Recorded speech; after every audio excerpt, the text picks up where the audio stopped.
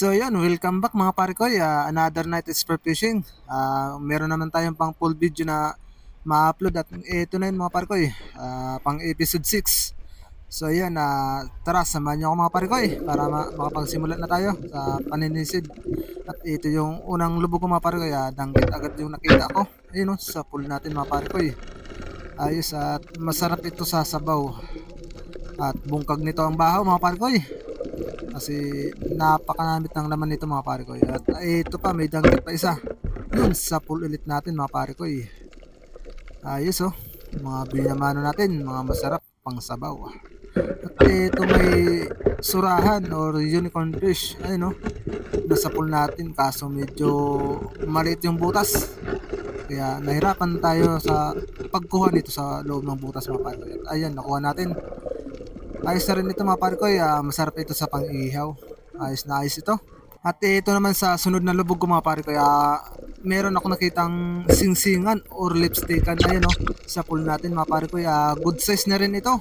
Ayun ito yung isda na matataba mga pare ko, goods na goods ito sa inihaw. Napakasarap nito mga pare ko, bungkag talagang bahaw nito.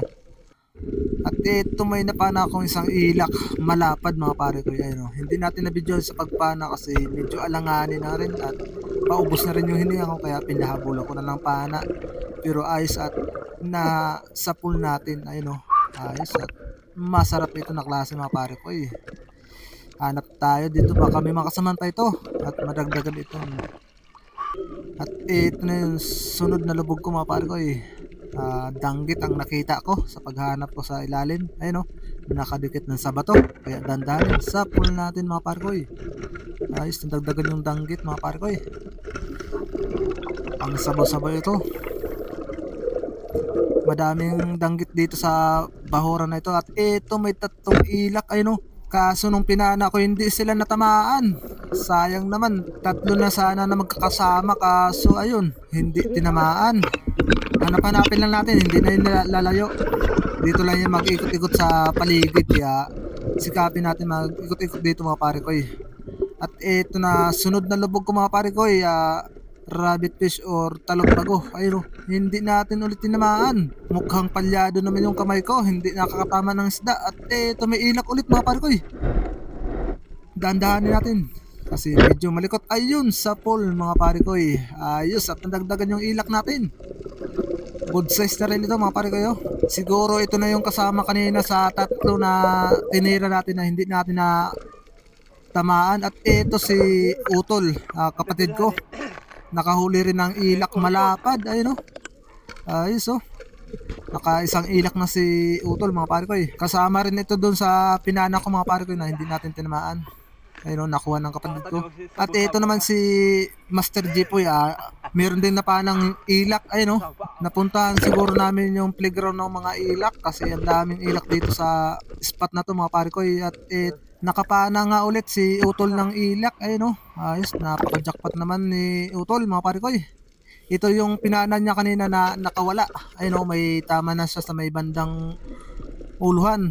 At ito sa sunod kong sisid mga pare ko, may napansin ulit akong ilak. Ayun nandun sa ilalim, buti at hindi na lumayo. At ito sa pool natin mga pare ko.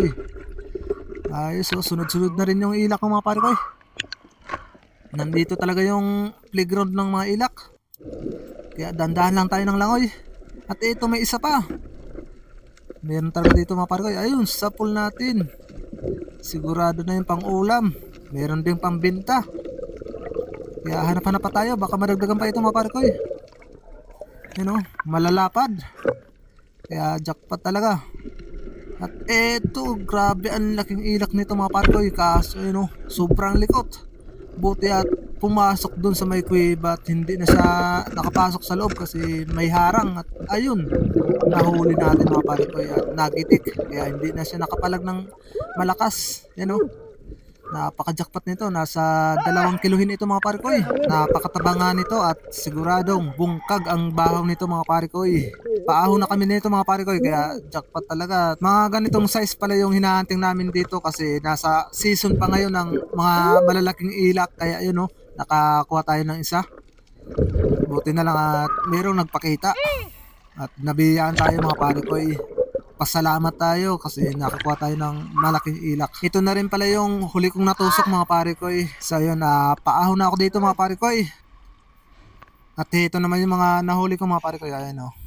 Isang malaking ilak nasa 2 kiluhin at mga danggit. At 4 na rin na good size na ilak. So yun, hanggang dito lang yung video natin mga pare ko eh. Kaya maraming salamat sa panonood. Pa-like, share, and follow na lang. Peace out.